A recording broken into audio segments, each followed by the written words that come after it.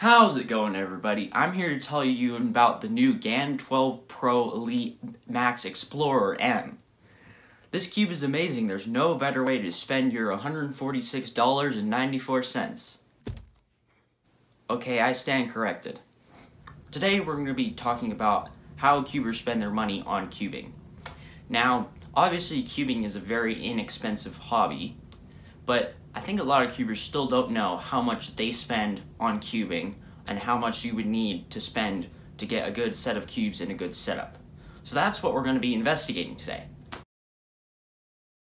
So what would be the best way for a person who's new to cubing to spend $50 on cubing if that's all they have to spend on cubing?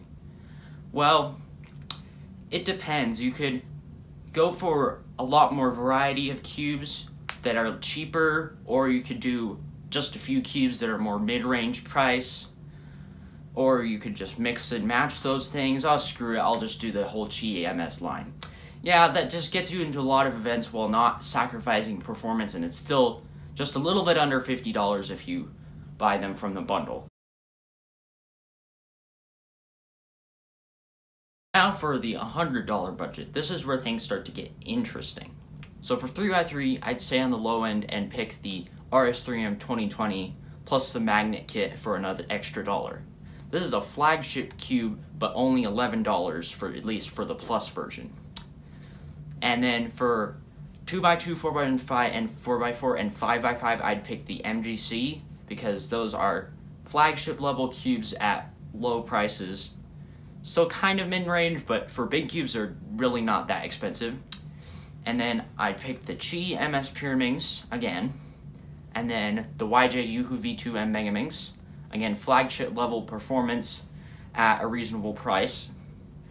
And then for some other extra things, I would pick a cubicle mat for $10, and then some Weight 5 to lubricate their cubes.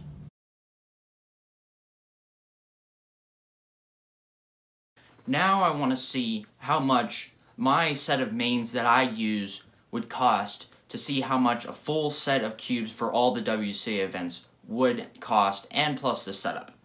We already saw from the beginning of the video that my set of 2 through 7 is about $150.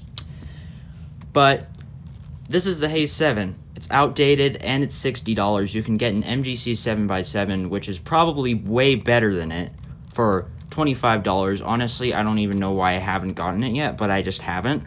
Now for my other mains, I have my OH main, the Volk 3M, which is $25. I have Volt V2 Square 1, $20. Have Shengshou clock, which was $10. I should probably get a Qi clock. Youhu V2M Megaminx, $12. It's amazing.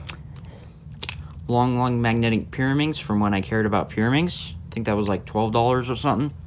And then a Scube that I got like 2 years ago. You can see I really care about Scube.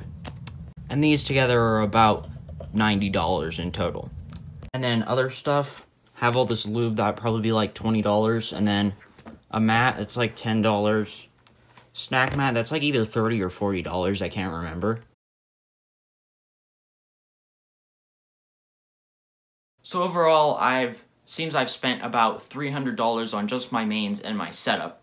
Now that may seem scary, but keep in mind, that's over the course of a few years, it's not all at once. And also, I didn't really exactly pick all the best bang for your buck options as my mains, because a lot of them I just had better cubes and I just used them. So, cubing is definitely not very expensive compared to other hobbies, but it can get up there, especially if you're buying a lot of extra stuff that you don't necessarily need, or you're buying, you know, fancy GAN cubes and everything. So you just gotta be smart with your decisions and what to buy. Also, you gotta use discount codes. Make sure you subscribe to the Cubicles newsletter, because then you can get 7% discount codes. I'm not sponsored, by the way.